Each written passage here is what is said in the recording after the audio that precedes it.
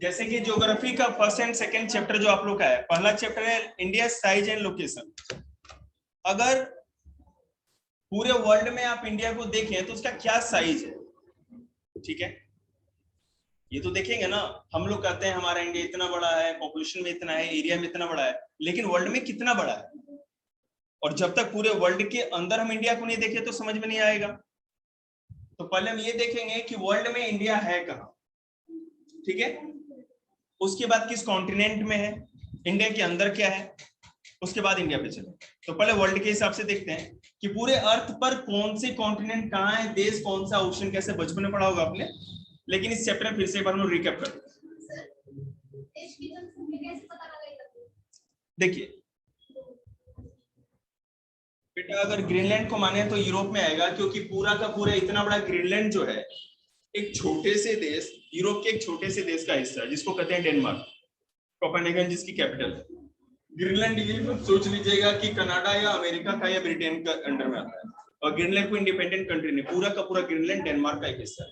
और ग्रीनलैंड में भी जो ये इसके साउदर्न और ईस्टर्न कोस्ट, ये जो आप देख रहे हो, यहाँ पर थोड़े बहुत लोग रहते हैं, कुछ लैक्स होंगे या 1000 नहीं होंगे, ज्यादा भी नहीं। क्या बिल्कुल सही बात। आइसलैंड आपकी जो है वो देखिए यहाँ पर, आइसलैंड में दुनिया में सबसे अधिक वोल्केनिक इरप्शन होता है। अभी मैंने आप लोग को पढ़ाया था ना, 8 क्लास कहाँ गई, चलिए विधि है ना, पढ़ाया था ना कि यहाँ पे पूरा का पूरा जो अटलांटिक ओशियन है इस एस शेप में, तो यहाँ पे जो प्लेट्स है आपस में टकराती है, मूव करती है दोनों दो साइड, जिसके चलते अंदर से वोल्केनिक इरप्शन होता है। तो ये इस प्लेट के ऊपर ही आपका आइसलैंड भी आता है, ठीक है, इसके कारण यहाँ पे अधिक से अधिक वोल्केनिक इरप्शन हमें देखने को मिलता है। थोड़ा और इधर होगा। अब थोड़ा सा वर्ल्ड के बारे में बात करेंगे, उसके बाद इंडिया पे चलेंगे हम लोग। सेकेंड चैप्टर में मेरे को टेक्टोनिक प्लेट्स आप लोग को पढ़ाना है 9th क्लास में, ठीक है। टेक्टोनिक प्लेट्स का मतलब होता है कि हमारी जो क्रस्ट है, हमारा पूरा का पूरा जो अर्थ है, उसकी ऊपरी लेयर को क्रस्ट कहते हैं, आपने देखा होगा। हाँ, ये जो क्रस्ट है ये 16 से लेकर के अप्रोक्सीमेटली 200 किलोमीटर तक गहरी, मतलब कि अगर आप ड्रिल करते हो या जमीन में खुदाई करते हो तो 200 किलोमीटर के बाद आपको मेंटल मिल जाएगा। इस क्रस्ट के नीचे मेंटल, देखिए मैं आपको बताता हूँ, ये सबसे बाहरी जो परत है वो क्रस्ट है, नंबर 1 पे क्रस्ट, ये जो उसके नीचे है मेंटल है दूसरे नंबर पे, तीसरे नंबर पे है आपका आउटर कोर, और 4th पे है इनर कोर। और नहीं तो क्या डांस करो, ठीक है, crust, mental, outer core, inner core. पहले थोड़ा धरती के बारे में बता दें, पृथ्वी के बारे में। उस लड़की का नाम धरती है, बार बार वो मेंशन करती है सब।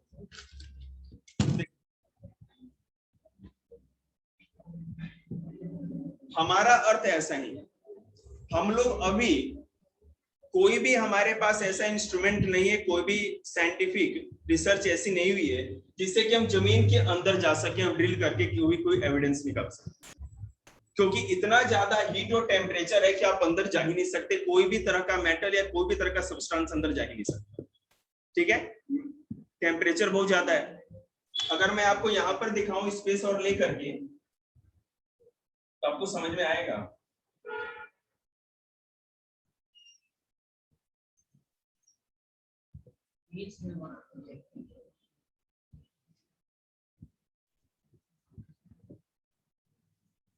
ठीक है, अब जो पूरा का पूरा खेल है वो प्लेट्स का है। हमारे अर्थ पर जो ये आपको ऊपर का जो क्रस्ट दिख रहा है, ये वाला जो ऊपरी क्रस्ट है, परत जो है, ये हार्ड है। आपको ऊपर ये मिट्टी दिख रही है, सॉइल दिख रहा है, डस्ट दिख रहा है, माउंटेन दिख रहा है, जो भी है, और इवन जो ये ओशन दिख रहा है, अटलांटिक ओशन, पैसिफिक ओशन, उधर भी पैसिफिक ओशन है, आर्कटिक ओशन, इंडियन ओशन और साउथ ओशन या अंटार्कटिका ओशन, जो भी कर सकते हैं। जो 5 ओशियन है वो भी उस प्लेट के ऊपर ही।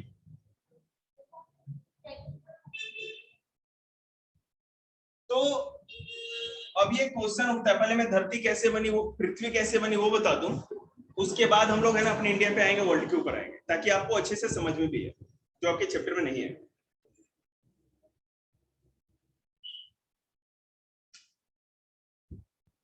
अगर आप ये देखो,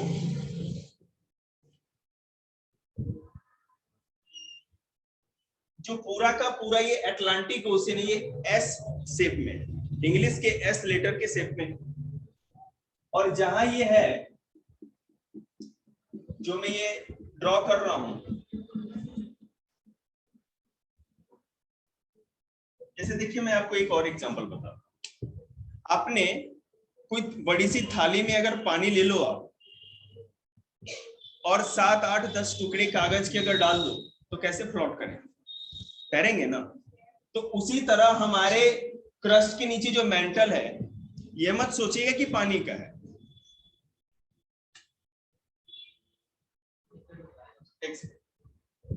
क्रस्ट के नीचे जो ये मेंटल का इलाका आपको दिख रहा है, ये वाला,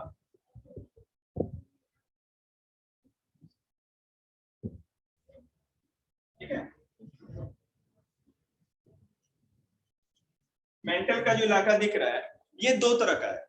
कुछ जो अपर सरफेस इसका है, जैसे मान लीजिए कि जैसे हमारी पृथ्वी है, मार्करिंग चलता है,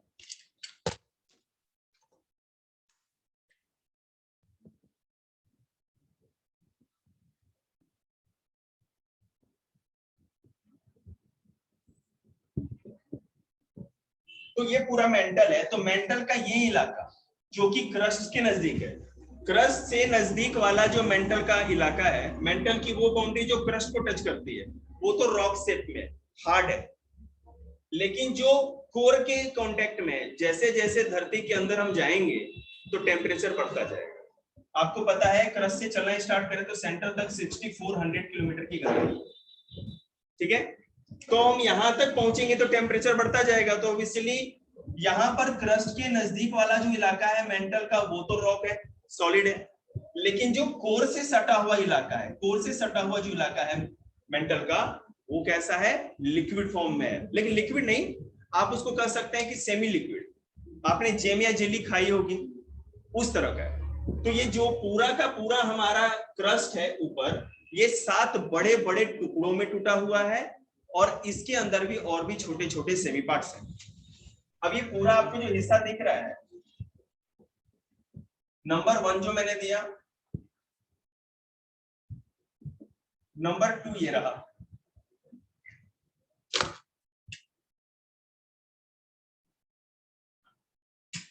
नंबर 3 ये है, नंबर 4, नंबर 5। अब इसमें भी इतना ही बनाया जा सकता है।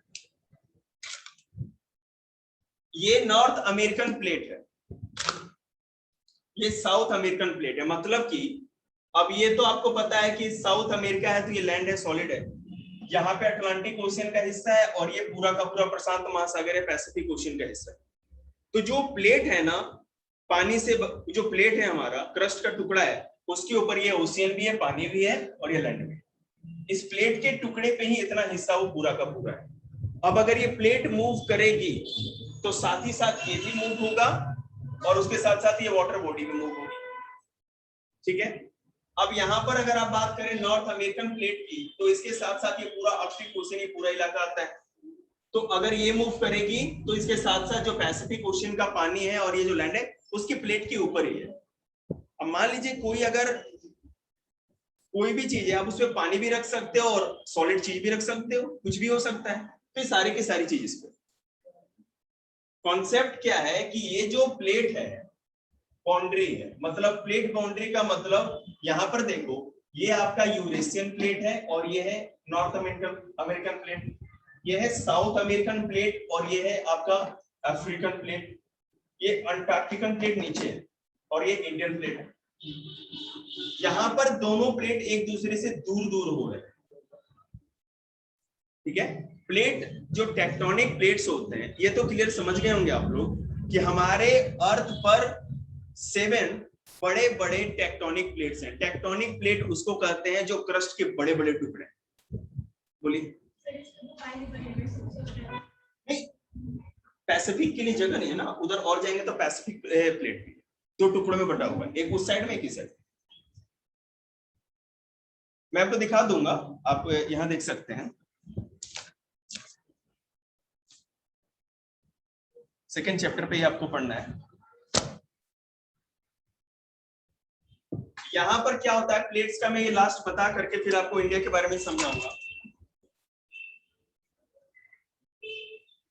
अगर मान लो दो प्लेट्स हैं तो या तो वो एक दूसरे से अलग अलग जाएंगे, दोनों डिफरेंट डायरेक्शन में मूव करेंगे। बेटा फोन ऑफ करिए, बंद करिए फोन। दो प्लेट्स हैं तो ये हो सकता है कि आमने सामने मूव करें, कोलाइड करें, टक्कर हो उनकी। या तीसरा कंडीशन ये होता है कि एक प्लेट ऊपर नीचे की तरफ आमने सामने इस तरह मूव करे। ये तीन तरह के मूवमेंट होते हैं।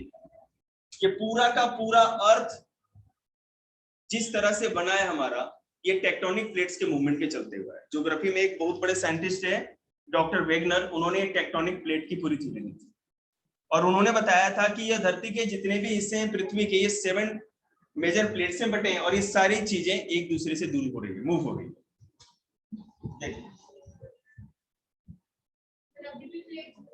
बिल्कुल वही बताने के लिए मैं इरेज कर रहा हूं।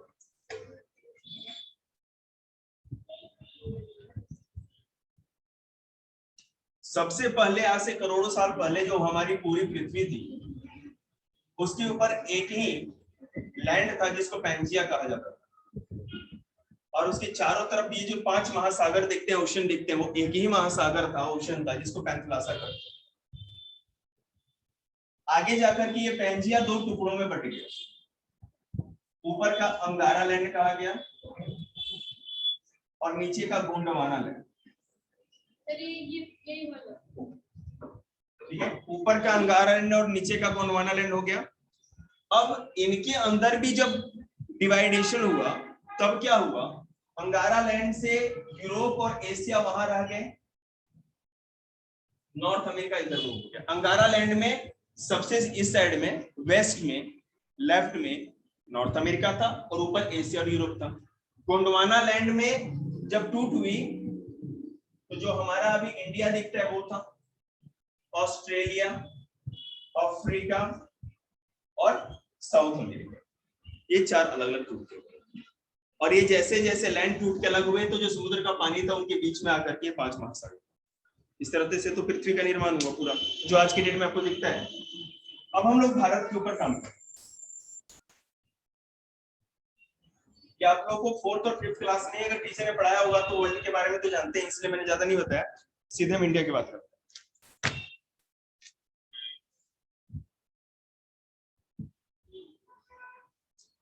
अच्छा, यहाँ पे अक्षांश और देशांतर रेखा आप लोग को समझ में आती है अच्छी तरह से, parallel lines, longitude, latitude, clear है सबका? किसका क्लियर नहीं है तो बताओ, मैं बता दूं। हाँ बिल्कुल वही समझ में आता है। ठीक, अगर मैं ये लिखूं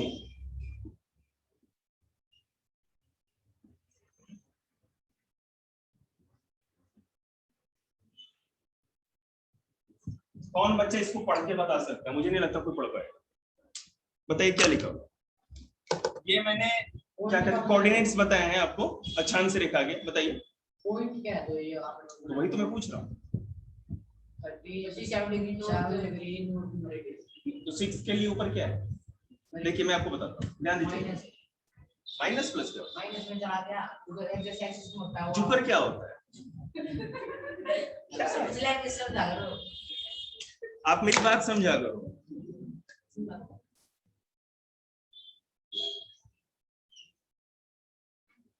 देखिए ये डिग्री है 37 डिग्री, अगर एक ये डैश लगा हुआ है इसका मतलब इसको मिनट करते हैं 6 मिनट, और डबल लगा है इसका मतलब सेकंड, 7 सेकंड। इसको इस तरह पढ़ते याद रखिएगा। 37 डिग्री 6 मिनट 7 सेकंड, इस तरह पढ़ेंगे, इसको याद रखिएगा। क्या तो नॉर्थ तो हो ही क्या बेटा, उसको आपको पता ही नहीं। चलिए पहले इंडिया का मैप बनाते हैं, उसके बाद हम लोग उसकी ठीक एक बार वो इंडिया का मैप बना लेते ना, तो मार्कर ही नहीं चलता है।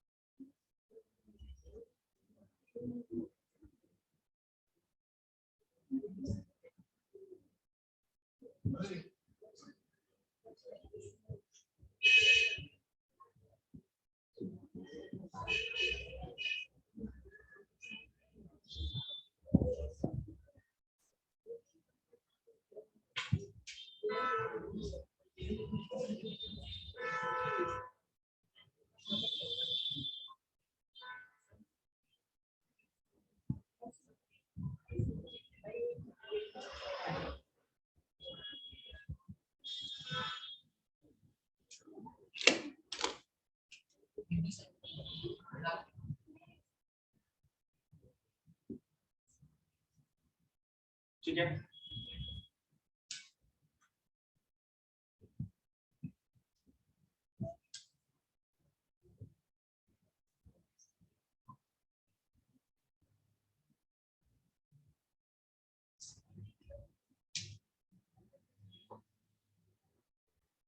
बेटा लच्छे एक दो में इंक भरिए बेटा, जरा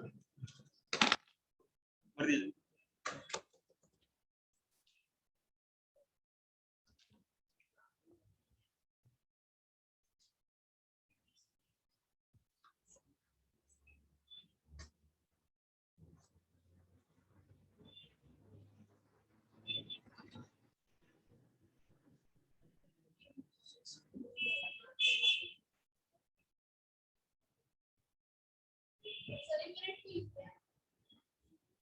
बता रहे हैं 68 कहाँ से लिखे? 68 इंडिया। ये कोऑर्डिनेट्स होते हैं, आपका जो पूरा गूगल मैप है ना, इसे अक्षांश और देशांतर के जो मीटिंग पॉइंट है उसी हिसाब से लोकेशन फाइंड आउट करता है। तो साइड तो बाहर निकली हुई है। नहीं, अंदर भी होगा।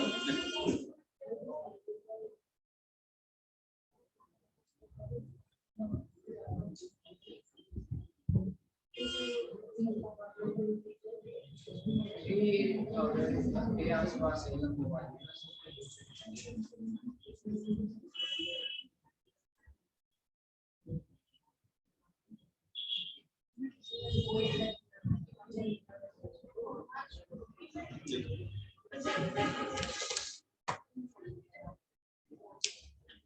अब आपको ये पूरा इंडिया का मैप दिख रहा होगा। अब हम इसके साइज के ऊपर बात करेंगे। अपोजिट खुलता है, जब उसको टाइट करोगे ना तो खुल जाएगा मार्कर। आप उल्टा खोल रहे हो, अपोजिट खुलेगा। ठीक, सबसे पहले आपको ये बता दें कि जो पैरेलल लाइंस होती है उसको लैटिट्यूड कहते हैं, अक्षांश रेखा। ठीक है, तो ये इस अक्षांश को देखिए या पैरेलल लाइन को, लैटिट्यूड को, या इस अक्षांश को देखिए, तो ये यहाँ पर कन्याकुमारी आता है, तमिलनाडु के और नीचे। लेकिन ये यहाँ पर 8 डिग्री 4 मिनट नहीं होता, यहाँ पे स्पेस थोड़ा कम है, इसलिए मैंने बना दिया। जो अंडमान एंड निकोबार, तो निकोबार आइलैंड है ना, निकोबार आइलैंड में और भी साउथ में जाओगे तो इंदिरा पॉइंट नाम का एक आइलैंड है।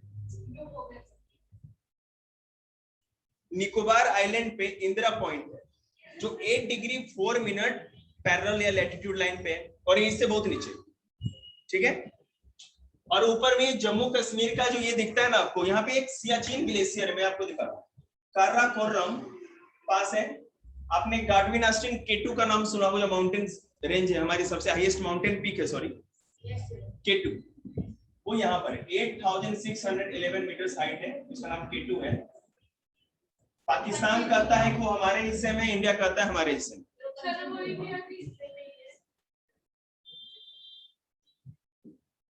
यहाँ पे आपका सियाचिन ग्लेशियर पड़ता है। ठीक है, हम लोग जो इस इंडिया को जानते हैं वो ऐसा नहीं है। देखिए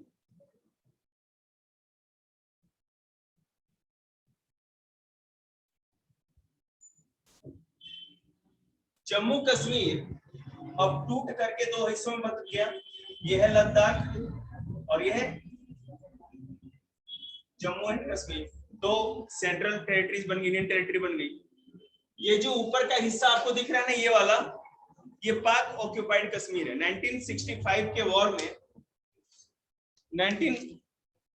1965 के वॉर में पाकिस्तान से हम लोग जब हारे तो ये एलओसी यही डिक्लेयर कर दी, और उससे पहले भी बहुत सारे इलाके, तो ये हमारे इंडिया में नहीं आता, हमारे अंडर में नहीं। ये जो आपको इधर वाला हिस्सा दिख रहा है निकला हुआ, इसको कहते हैं अक्साई चीन। 1962 के वॉर में चाइना ने जब हम पे अटैक किया, तो जब हम लोगों के बीच में सीज फायर पैक्ट पे सिग्नेचर हुआ, दोनों लोगों ने समझौता किया, तो उस समय चाइनीज आर्मी यहाँ, और यही LAC line of actual control कहा जाता है, और इसको लाइन ऑफ कंट्रोल कहा जाता है इस लाइन जो कि इंडिया और पाकिस्तान के बीच में जम्मू कश्मीर। समझ में आ रहा है आपको? हम लोग यहाँ पे जम्मू कश्मीर है, लद्दाख है, और वो सब हम लोग का कुछ भी नहीं, ठीक है। लेकिन फिर भी हम लोग भारत को अपना इंटीग्रेटेड पार्ट मानते हैं, अभिन्न अंग मानते हैं, इसलिए 37 डिग्री 6 मिनट को ही हम अपना कोऑर्डिनेट मानते चलते हैं, ठीक है। अब यहाँ पर देखो तो यहाँ पर जो है ये गुजरात का एक इलाका है, और यहाँ पर अरुणाचल प्रदेश का, ये कोऑर्डिनेट आप देख रहे हैं। तो ये जो दोनों कोऑर्डिनेट आपको दिख रहा है, ये है देशांतर रेखा। अब देखो ये कोऑर्डिनेट कैसे लिया,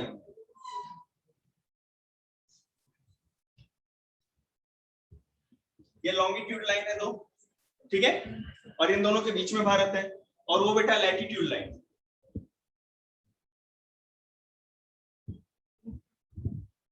इसके बीच में भारत है। भारत का जो स्टैंडर्ड मेरिडियन है, देखिए अब स्टैंडर्ड मेरिडियन क्या होता है, पूरे वर्ल्ड का standard meridian Greenwich mean time को माना जाता है, जो कि लंदन से क्रॉस करता है। अंग्रेज लोग पहले ज्यादा डेवलप थे, पूरे दुनिया में राज था, तो जहां इंग्लैंड है, मानते हैं कि इंग्लैंड के आधी लेफ्ट में दुनिया है और आधी राइट में पूरी दुनिया है, ठीक है। और 0 डिग्री मेरिडियन लाइन के हिसाब से ही पूरे के पूरे दुनिया में टाइम को फिक्स किया जाता है, डिसाइड किया जाता है। लैटिट्यूड लाइन किसी भी जगह के लोकेशन और सीजन को डिटरमाइन करती है, निर्धारित करती है कि कहाँ का सीजन कैसा होगा, लोकेशन कैसा होगा। और लॉन्गिट्यूड लाइन टाइम और डेट के लिए होती है। आप लोगों ने 6th क्लास की ज्योग्राफी में फर्स्ट या सेकंड चैप्टर में पढ़ा होगा, और आपके टीचर ने नहीं पढ़ा हो तो आपको कुछ समझ में नहीं आया, समझाएंगे? तो अब इंडिया का मैप तो नहीं कर सकते, बहुत मेहनत से बनाए, टाइम भी बर्बाद होगा, उसको बाद में थोड़ा ग्रुप से नहीं, उसके लिए लॉन्गिट्यूड लैटिट्यूड लाइन समझाने के लिए दूसरा कॉन्सेप्ट जी, इंडिया में नहीं है, मान लीजिए पाकिस्तान में जी। तो मैं आपको बताऊं, ये कोऑर्डिनेट तो आपने देख लिया होगा, कौन से 2 लॉन्गिट्यूड लाइन के बीच में इंडिया है, कौन से 2 लैटिट्यूड लाइन के बीच में इंडिया है, ये तो क्लियर है। इंडिया का जो पूरा का पूरा एरिया है वो 3.28 मिलियन स्क्वायर किलोमीटर है, 3.28 लाख वर्ग किलोमीटर का। पापा को भेज देना लेने के लिए, कोई 7 बजे तक नहीं, करने तो काम उसको, तुमको देख चिंता, ठीक है। हम लोग पूरे वर्ल्ड का जो हमारा एरिया में अगर हम हमारा पार्टिसिपेशन देखेंगे, जितने भी कॉन्टिनेंट आप देखते हैं, जो भी अर्थ पे लैंड है, उसमें इंडिया का पार्टिसिपेशन ओनली 2.4%, ठीक है। हम लोग एरिया में पूरे वर्ल्ड के ओनली 2.4% है, और पॉपुलेशन में तो सेकंड है ही, ठीक है।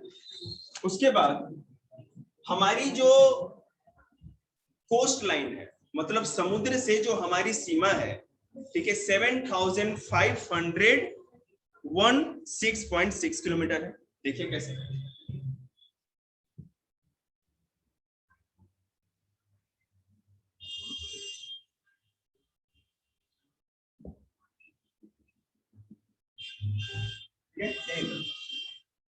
हमारी बाउंड्री यहां से स्टार्ट होती है, गुजरात, बॉम्बे, महाराष्ट्र, सॉरी गोवा, कर्नाटका, केरला, तमिलनाडु, आंध्र प्रदेश, उड़ीसा और थोड़ा सा पश्चिम बंगाल, वेस्ट बंगाल, ये इतने स्टेट्स में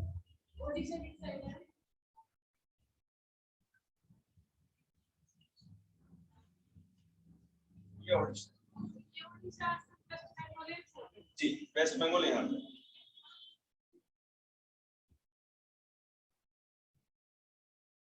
वो वेस्ट बंगाल अंदर वाला, ऊपर ये जो निकला हुआ है ये आपका हुआ क्या कहते हैं सिक्किम। तो ये हमारी कोस्ट लाइन कितनी है 7516 किलोमीटर, और जो लैंड बाउंड्री है मतलब ऐसी हमारी इंडिया की बाउंड्री बॉर्डर जो कि किसी देश के लैंड से लगती है वो है आपकी 15,200 किलोमीटर। ये यहाँ से स्टार्ट होगी, ये पूरा का पूरा पाकिस्तान है यहाँ तक, ठीक है। थोड़ा सा यहाँ पर जो ये बाउंड्री है थोड़ा सा 200 समथिंग किलोमीटर वो अफगानिस्तान के साथ भी हम लोग की बाउंड्री लगती है। और यहाँ से यहाँ तक आपको पता है ये चीन के साथ है, ये पूरा उत्तराखंड यहाँ तक, और यहाँ से यहाँ नेपाल, यहाँ माउंट एवरेस्ट पता ही 8,848 मीटर हाइट है, और यहाँ पर कंचनजंगा सिक्किम में। तो अगर रियलिटी में देखिए तो दुनिया के 3 हाईएस्ट माउंटेन पीक कौन कौन से हैं? माउंट एवरेस्ट फर्स्ट पे है, सेकंड पे है गार्डविन ऑस्टिन K2 यहाँ पर, और थर्ड है कंचनजंगा, ठीक है। और अगर रियलिटी में देखें तो इंडिया की सबसे हाईएस्ट माउंटेन पीक कंचनजंगा ही है, K2 तो हमारे अंदर आता है। बोलिए। देखिए मैं आपको बता रहा हूँ, हम लोग अभी जब देखेंगे ना ज्योग्राफी की बुक का पढ़ोगे एनसीईआरटी तो K2 को ही बताया जाता है, क्योंकि हम लोग कभी भी कश्मीर को अपना ऐसा मैंने मानते नहीं कि पाकिस्तान का है, हम मानते वो हमारा ही हिस्सा है, समझ रहे हैं? किसी ने बताया ना कौन से कश्मीर वाले, मतलब जो वहां पे रहते हैं वो मानते हैं कि हमारा अपना है। बिल्कुल कोई वो नहीं होता।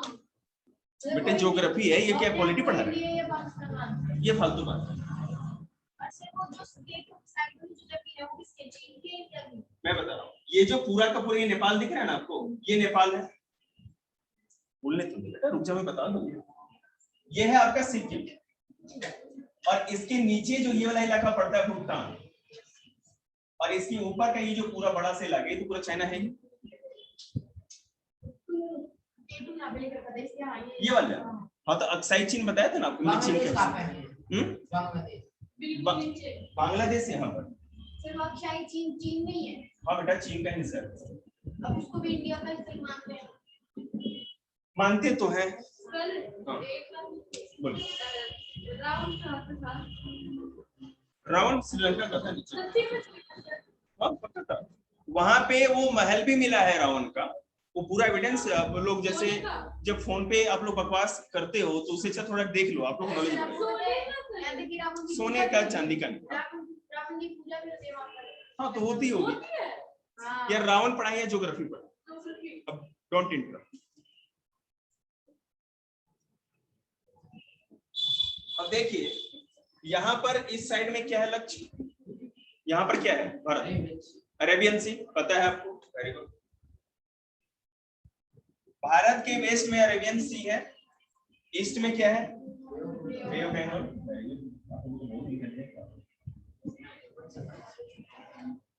और साउथ में क्या है इंडियन ओशन। तो 3 तरफ से समुद्र से घिरा हुआ भारत, 3 साइड से ओशन से घिरा हुआ, पानी से घिरा हुआ है।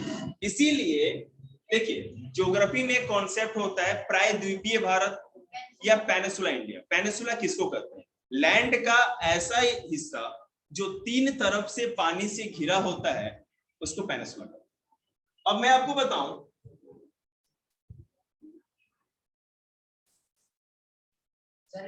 एक सेकंड, ये जो बीच में आपको हिस्सा दिख रहा है ना, यही डेक्कन प्लेटो, दक्कन का पठार। यही आपने वो क्वेश्चन पूछा था मेरे से अर्थक्वेक वाला, तो बेटा यहीं पर है ना Vindhyan mountain range. Vindhyan mountain range north India को साउथ इंडिया से अलग करता है। हाँ, और विंध्यन माउंटेन रेंज जो है इसके साउथ में जो ये हमारा डेक्कन प्लेटो अभी आप देख रहे हो, यही गोंडवाना लैंड का मेन हिस्सा है। गोंडवाना लैंड मैंने आपको बताया था ना, तो ये जो गोंडवाना लैंड का ये डेक्कन प्लेटो है ये बना कैसे? ये पूरा का पूरा प्लेटो, डेक्कन प्लेटो ज्वालामुखी लावा के जमने से बना है, तो वॉल्केनिक प्लेटो भी कहा जाता है इसको। ठीक है, यहाँ पे अधिकतर ब्लैक सॉइल पाई जाती है, और क्योंकि ये बहुत सबसे पुराना लैंड का हिस्सा माना जाता है, इसलिए इंडिया में कभी भी यहाँ पर अर्थक्वेक नहीं आ सकता, भूकंप कभी भी डेक्कन प्लेटो पे आ ही नहीं सकता। आएगा कहाँ? नॉर्थ इंडिया में पूरा का पूरा भूकंप आएगा। अभी भुज जो आप लोग सुनते हो न्यूज में, भुज यहाँ है। कच्छ के रण जो था, मैंने गुजरात में कच्छ जो जिला है वो भारत का सबसे बड़ा जिला है, डिस्ट्रिक्ट। किसी भी स्टेट के अंदर सबसे बड़ा डिस्ट्रिक्ट क्या है? कच्छ। और नहीं तो इससे पहले लद्दाख को माना जाता था। ये पूरा का पूरा लद्दाख जो है ना एक डिस्ट्रिक्ट माना जाता, लेकिन अब तो यूनियन टेरिटरी हो गया है, तो इसलिए जो कच्छ जिला है वो सबसे बड़ा माना जाता है। और कच्छ के अंदर ही भुज नाम का एक इलाका था, जो कि 26 जनवरी 2001 में बहुत बड़ा अर्थक्वेक आया था, जिसमें कि पूरा का पूरा भुज शहर ही खत्म हो गया। उसका क्या मतलब? आ सकता है कभी, क्यों नहीं आएगा? तो शहर फिर से बसाया गया। और क्या हुआ? तो फिर बोलती क्यों? तो ये विंध्यन रेंज आपको दिख रही है, ठीक है। यहाँ पर जो ये साइड का इलाका आपको यहाँ पे दिख रहा है, यहाँ वेस्टर्न घाट माउंटेन्स है। वेस्टर्न घाट, ये इनको सह्याद्री माउंटेन रेंज भी कहा जाता है। ये पूरी की पूरी लंबाई में, लेकिन यहाँ पे दर्रे या पासेज आप समझते होंगे, दो माउंटेन के बीच में एक पास होता है, स्पेस होता है, जिससे कि उस माउंटेन को पूरा क्रॉस करके नहीं जाना पड़े, उसके बीच से ही रास्ता होता है। तो यहाँ पर खाल घाट, पाल घाट और घोर घाट, तीन तरह के दर्रे हैं, जिससे कि हम वेस्टर्न जो भी ये माउंटेन रेंज है, मतलब कि वेस्टर्न घाट जो है, पश्चिमी घाट, इसको क्रॉस करके अंदर आ सकते हैं। और यहीं से सारे एनएच बने हुए अंदर जाने, पहाड़ को ऊपर से तो जा नहीं सकते। अब यहाँ पर अब देखो, वेस्टर्न घाट और ईस्टर्न घाट में क्या अंतर है? वेस्टर्न घाट में जो ये आप दिख रहा है आपको, यहाँ पे जो कोस्टल प्लेन है, तटवर्तीय मैदान होते हैं ना, समुद्र के तट वाले जो मैदान होते हैं, ये यहाँ पर बहुत ही पतला है, ज्यादा वाइड नहीं है, ज्यादा चौड़ाई में नहीं। लेकिन अगर ईस्टर्न घाट पे देखिए तो यहाँ माउंटेन रेंज पूरे पे नहीं है, पता है।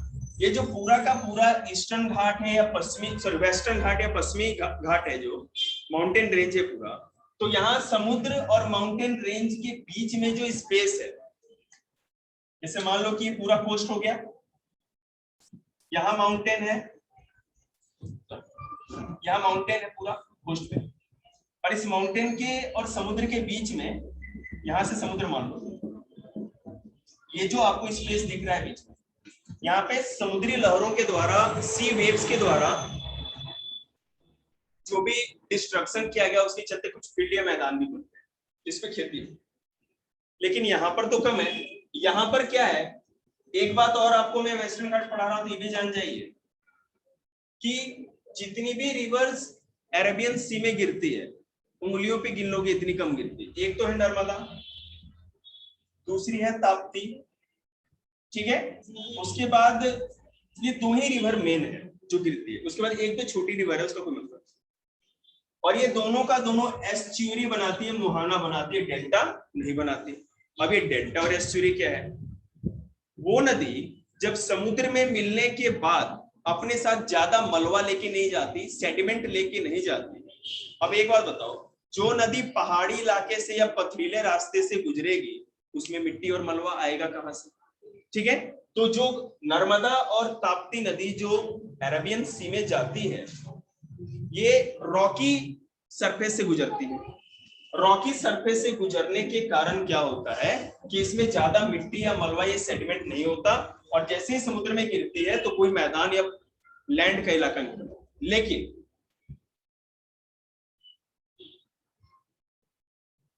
यहां पर महानदी,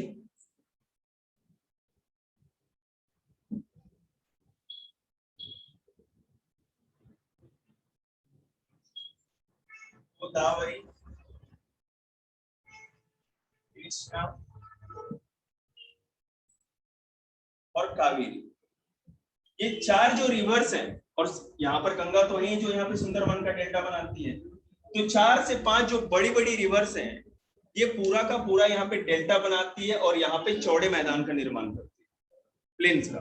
तो जो वेस्टर्न कोस्ट है वो पतला है और वहाँ खेती बाड़ी कम। क्या बेटा? ये रिवर नर्मदा और ताप्ती 2 ही नदियां हैं जो कि अरबियन सी में गिरती है। आपके 10th में 9th में आएगा क्वेश्चन। महानदी, अब यहां पर मैं आपको बताऊं,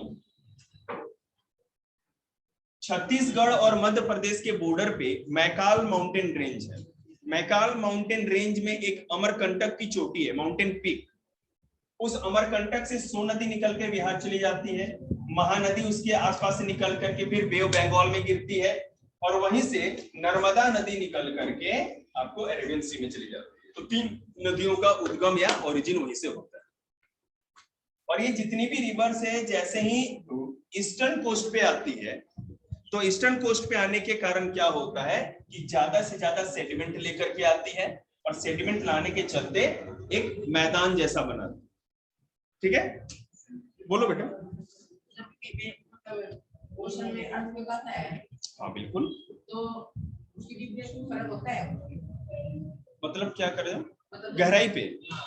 नहीं, गहराई का कोई मतलब नहीं। देखिए अर्थक्वेक, मैं बताऊं, अर्थक्वेक एक तरह का ट्रेम्बलिंग होता है। ट्रेम्बलिंग, आप वाइब्रेशन, जैसे अर्थ में जो बहुत बड़ा वाइब्रेशन होता है तो ट्रेमर वर्ड यूज किया जाता है, वाइब्रेशन नहीं।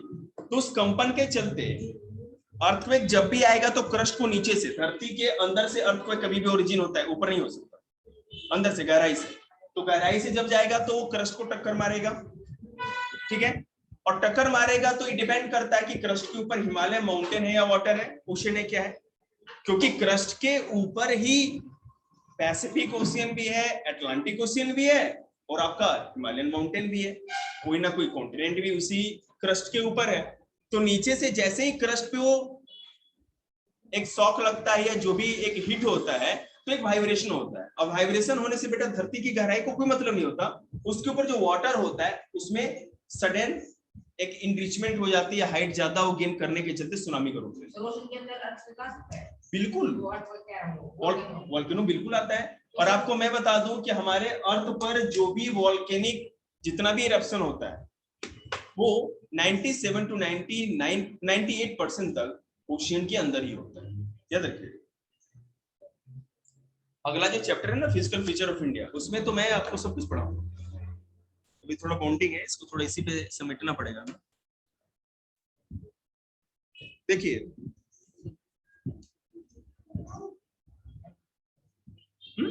पापा आएंगे ना बेटा? हो गया तेरा पेपर? देख लिए, पूरा हो गया? स्टेपल किया नहीं, ये क्या फर्रे बना दिया? स्टेपल किया तूने? है ना 5?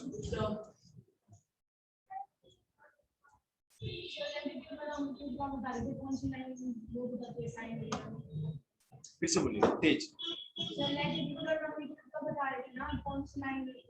ठीक है, तो आपको यहाँ तक इंडिया के बारे में थोड़ा बहुत तो समझ में आ ही गया होगा और कल के क्लास में इसको पूरा खत्म करेंगे। Language longitude and latitude line में थोड़ा आपको समझा, क्योंकि चैप्टर ही एक पेज का है और क्या है इसमें, कुछ भी नहीं। मैं चाहूँ तो इसको 10 मिनट में खत्म कर दूं, लेकिन आपको नॉलेज नहीं होगा ना। चलिए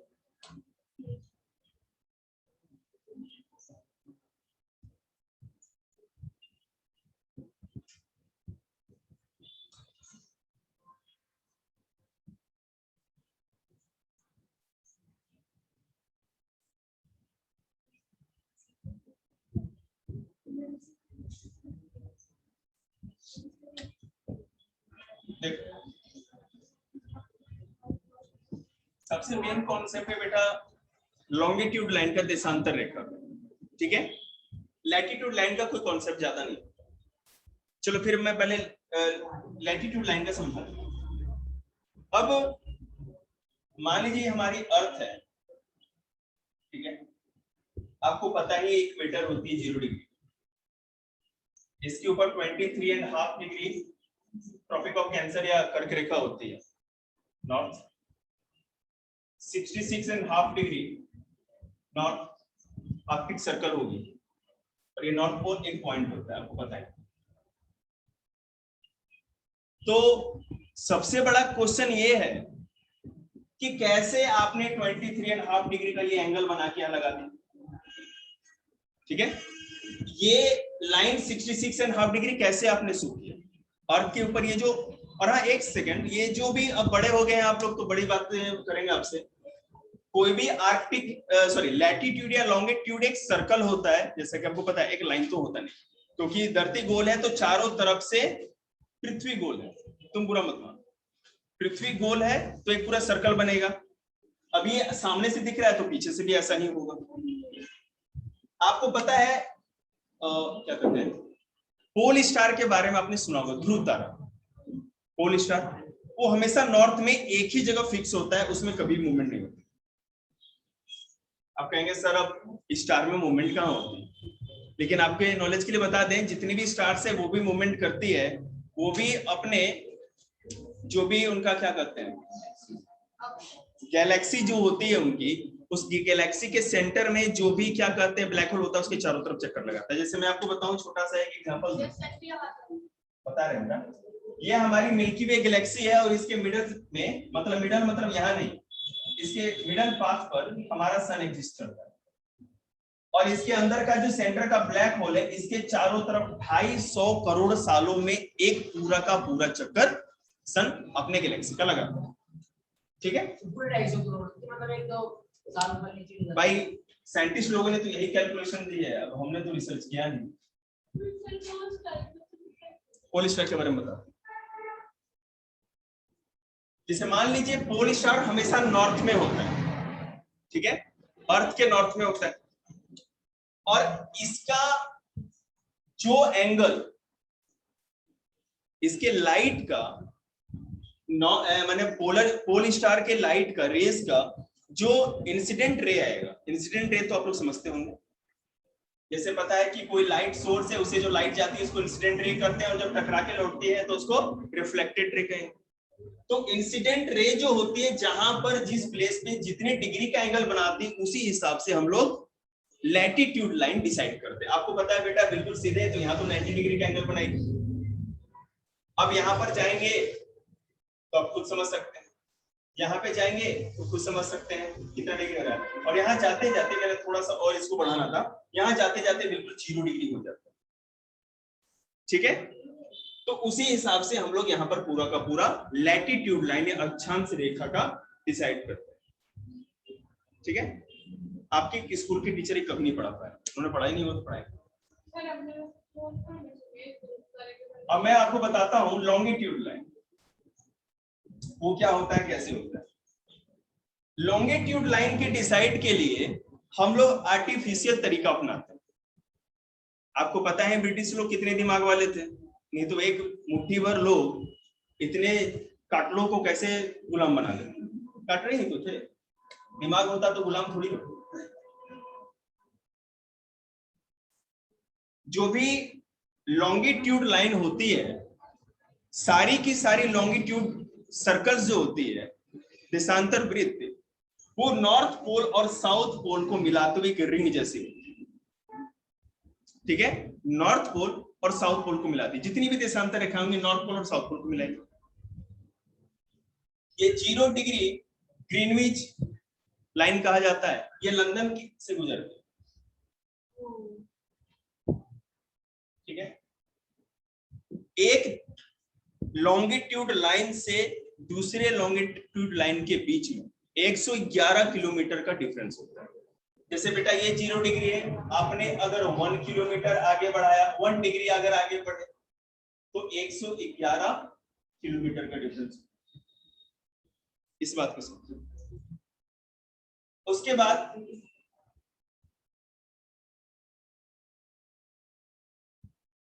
एक देशांतर रेखा से दूसरे देशांतर रेखा के बीच में टाइम का डिसाइड किया गया।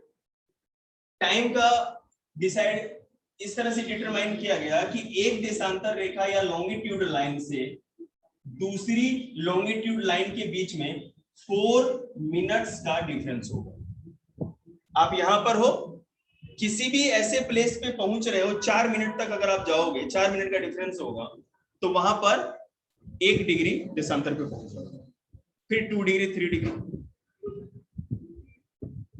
बोर होने लगे, कौन बोर हुआ भाई, अभी जमा ही लिया, कमाल है। अब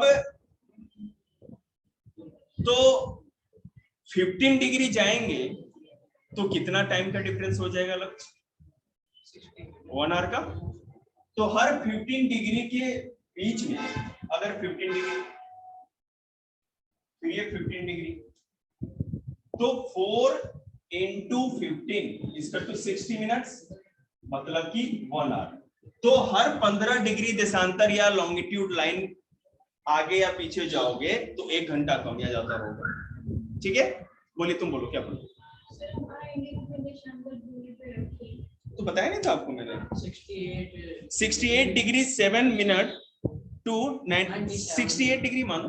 हाँ, लेकिन उससे डिसाइड नहीं होता, वो तो मैंने बताया ही नहीं, 10वीं क्लास वाले बुरा मान जाएंगे, 1 मिनट उनका खा गया, कोई बात नहीं, वेट करो तुम।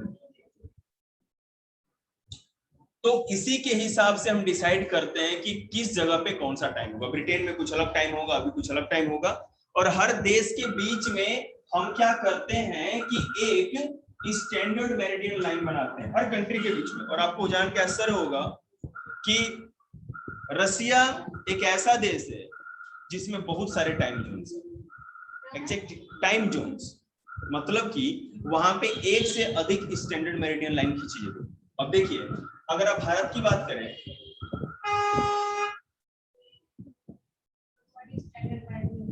बिल्कुल बेटा बताएंगे, नहीं तो किसके मैं खींच रहा हूं।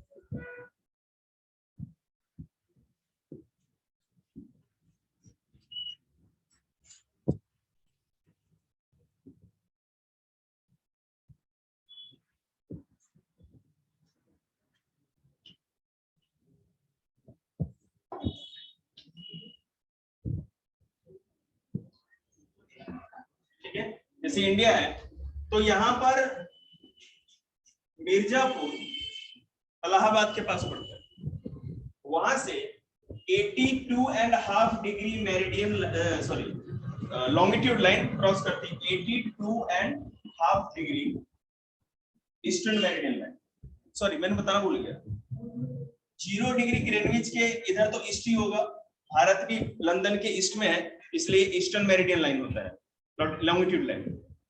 तो ये भारत के बिल्कुल बीचों बीच है। अगर यहां से और यहां से आप देखोगे तो बीचों बीच है लगभग अप्रॉक्स। तो यहां पर दोपहर के 12 बजे घड़ी में जो भी टाइम दिखाया जाएगा वही पूरे भारत का टाइम होगा, समझ रहे हैं? नहीं तो अगर कोई दूसरा टाइम, अगर हर लोग अपने हिसाब से टाइम डिसाइड कर लेंगे तो बहुत ज्यादा कॉम्प्लिकेशन हो सकता है। स्टैंडर्ड मेरिडियन टाइम किसी भी जगह का के टाइम को डिसाइड करने के लिए ये बनाया जाता है, ठीक है? और हर देश का अपना एक स्टैंडर्ड मेरिडियन टाइम है। यस,